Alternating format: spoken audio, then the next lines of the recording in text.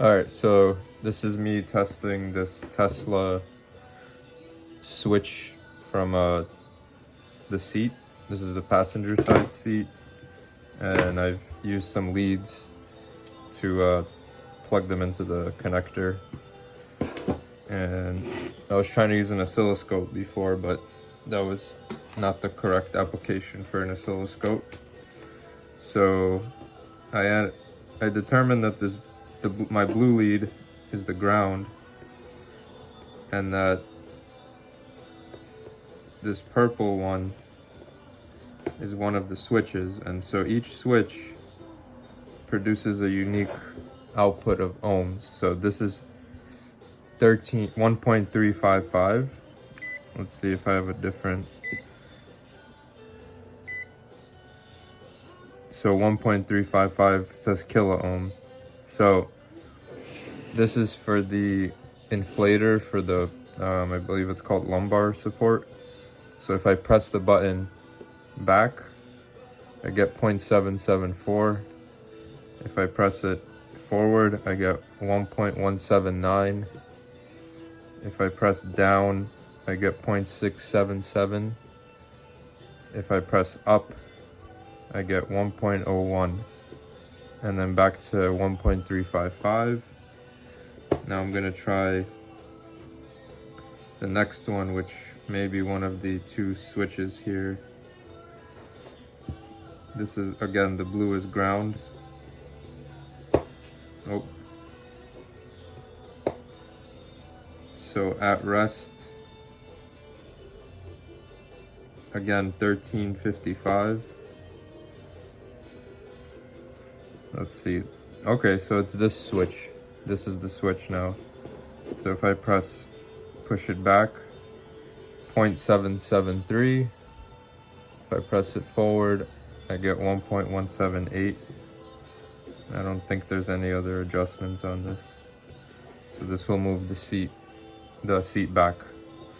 Now moving on to the main one, which has a couple of controls on it. So if I just use it to bring up just the back,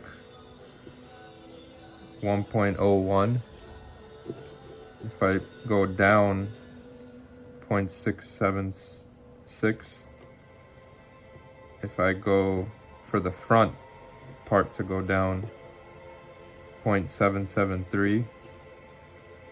For the front to go up, 1.179. If I want to go all the way down, so all together, 5976. 597. It's floating, see, it's jumping between the two. Some kind of a range. Back to 1.355. If I go full up, 0.886, stable. Let me see if I go down. It's still floating.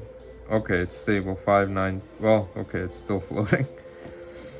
Now, to move the whole track forward, not getting any response. And move the track back, also not getting any response. Interesting. Ow.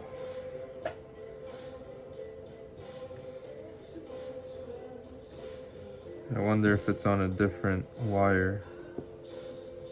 So down works, up works for the back, up works, down works.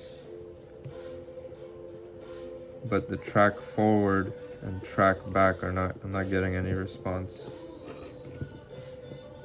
I wonder if it's on it might actually be on the seat back circuit, because that would make sense, because that one only had 2 settings and this one has a lot. So let's see. Yep. So this is 1.01 on the seat back analog line,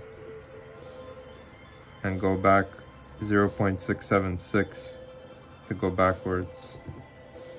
So now we know that this is on the that this one is actually using 2 lines. It's using the seat back,